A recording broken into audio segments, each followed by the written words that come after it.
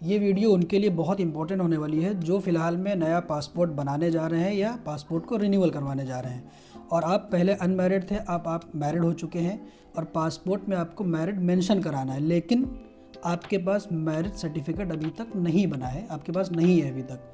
तो उस कंडीशन में लगता है एनेक्सर जे फॉर्म उसको कैसे फिल करना है, वो मिलेगा कहाँ से और उसका काम क्या होता है, उसी बारे में हम इस वीडियो में बात करेंगे। तो चलिए वीडियो को स्टार्ट करते हैं। मैं हूं साकिब और आप देख रहे हैं पैथिक्स। देखिए, इस वीडियो में टोटल 3 पॉइंट हैं। पहला है एनेक्सर जे फॉर्म होता क्यों है, सेकंड एनेक्सर जे फॉर्म आपको मिलेगा कहाँ से, और थर्ड जो सबसे इम्पोर्टेंट है उसको मिस मत करिए, वीडियो को लास्ट तक देखिए, फॉर्म को फिल कैसे करेंगे।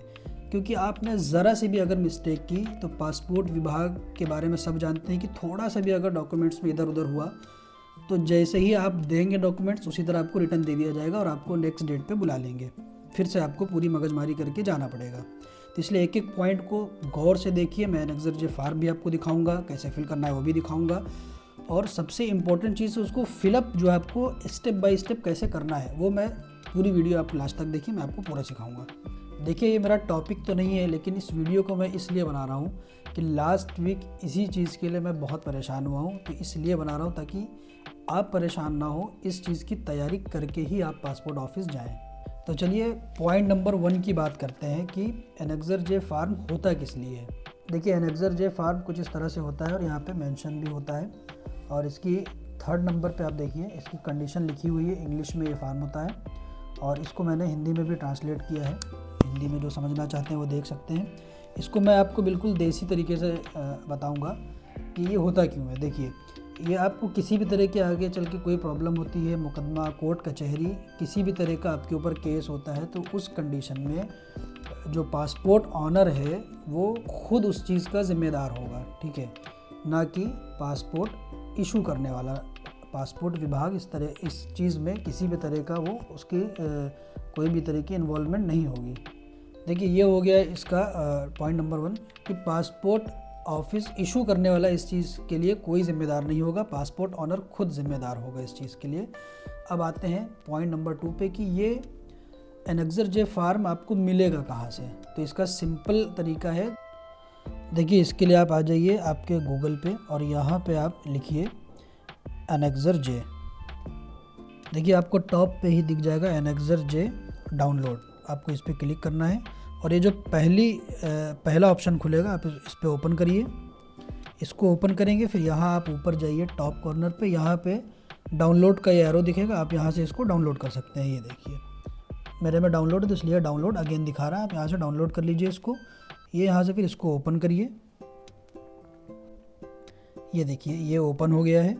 इसको आपको करना क्या है, देखिए ये हो गया पहला पॉइंट। दूसरा पॉइंट अब आते हैं तीसरे पॉइंट पे, सबसे आपके पास प्रिंटर है तो निकाल लीजिए, नहीं तो बाहर जाके फिल कैसे करना है, इस फॉर्म को फिल कैसे करना है। क्योंकि आप ज़रा सी भी कहीं पे भी मिस्टेक कर देंगे, फॉर्म आपका रिजेक्ट हो जाएगा। हाथ में ले लीजिए कॉपी और सेफ साइड आप रिटर्न आना पड़ेगा। 3-4 देखिए ये फॉर्म है, इसमें आपको फिल करने में किसी तरह की मिस्टेक होती है। और ये ध्यान रहे कि जो आधार में आपकी डिटेल है, नाम, एड्रेस या एज, वही सेम आपको यहाँ पे फिल करना है, ठीक है। तो यहाँ पे जो पासपोर्ट अप्लाई कर रहा है, ये इस कॉलम में 1st नंबर पे उसको अपना नाम लिखना है।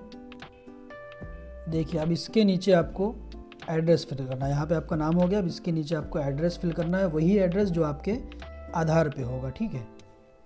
देखिए, मैं आपको बिल्कुल सिंपल और इजी तरीके से समझा रहा हूँ, बाकी यहाँ पे सारी चीज़ें देखिए लिखी हुई भी हैं।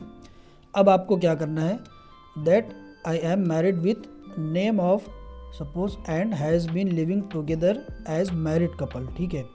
अगर मेल अप्लाई कर रहा है तो हस्बैंड अपने वाइफ का नाम इस जगह पे फिल करेगा, ठीक है, इस जगह पे। और अगर वाइफ फीमेल अप्लाई कर रही है तो अपने हस्बैंड का नाम यहाँ पे फिल करेगी, और वही नाम फिल करना है आपको अपने हस्बैंड या वाइफ का जो उनके आधार पे होगा, ठीक है। चले आ जाते हैं 2nd कॉलम पे, date my passport be issued reissued with my spouse name of the spouse. यानी कि अब यहाँ पे भी देखिए, ये बहुत इंपॉर्टेंट कॉलम है ये भी। अगर हस्बैंड अप्लाई कर रहा है तो अपनी वाइफ का नाम इस जगह पे भी उसको अपनी वाइफ का नाम फिल करना है। अगर वाइफ अप्लाई कर रही है तो उसको इस जगह पे भी अपने हस्बैंड का नाम फिल करना है, ठीक है। यहाँ से ये आपको क्लियर हो गया, ये एड्रेस का क्लियर हो गया, ये कॉलम भी क्लियर हो गया, ये भी क्लियर हो गया, ठीक है। देखिए अब आते हैं ये स्क्वायर बॉक्स पे, ठीक है। यहाँ पे लेटेस्ट जॉइंट फोटोग्राफ्स मांग रहा है हस्बैंड और वाइफ का। देखिए ये चीज़ आपको ध्यान रखनी है कि ये साइज़ जो है, ये साइज़ कौन सा होता है ये मैं आपको दिखा देता हूँ। सबसे पहले साइज़ जान लीजिए कि इस ये जो यहाँ पे स्क्वायर बॉक्स है इसका साइज़ क्या है। यहाँ पे जो फ़ोटो लगेगी वो कैसी होनी चाहिए, ठीक है। तो मैं फ़ोटो का आपको सैंपल और साइज़ का सैंपल दिखाता हूँ। देखिए ये गूगल से आप निकाल के देख भी सकते हैं। देखिए ये इसकी ऊपर की साइज़ होनी चाहिए 6 सेंटीमीटर और इसकी चौड़ाई होनी चाहिए 4 सेंटीमीटर, ठीक है। देखिए हस्बैंड वाइफ की फ़ोटो अलग अलग ना हो, जैसे कि 2 फ़ोटो है आप उसको जो है ज्वाइन करा के एक करा दें, ये फ़ोटो नहीं चलेगी, बिल्कुल आपका फॉर्म फ़ौरन रिजेक्ट हो जाएगा। आप सबसे सिंपल तरीका ये करिए कि आप चले रहिए स्टूडियो, जो कि मैंने खुद किया है। आप स्टूडियो चले रहिए हस्बैंड वाइफ साथ में, और साथ में बैठ के आप फ़ोटो क्लिक करवा लीजिए, ठीक है। साथ में फ़ोटो क्लिक कराइए। देखिए कुछ इस तरीके से, जो कि मैंने अभी आपको सैंपल दिखाया भी, कुछ इस तरीके की फ़ोटो आप क्लिक करा लीजिए और उस फ़ोटो को आपको यहाँ पे प्लेस करना है, ठीक है। किसी भी गम से आप यहाँ पे उसको प्लेस कर दीजिए। अब ये आपका यहाँ तक का प्रोसेस कंप्लीट हो गया फ़ोटो लगाने तक का। ये याद रहे कि 2 फ़ोटो को ज्वाइन करके आपको बनवा के बिल्कुल नहीं लगाना है। वो ज़रा भी शक हो गया अगर पासपोर्ट ऑफिस में, वो आपका फॉर्म फ़ौरन रिजेक्ट हो जाएगा। देखिए ये मेरा फॉर्म है, ये मेरी खुद फ़ोटो है। देखिए अब सबसे इम्पोर्टेंट चीज़ ये होती है कि आपको इस फ़ोटो पे अटैच सिग्नेचर करना है, ठीक है।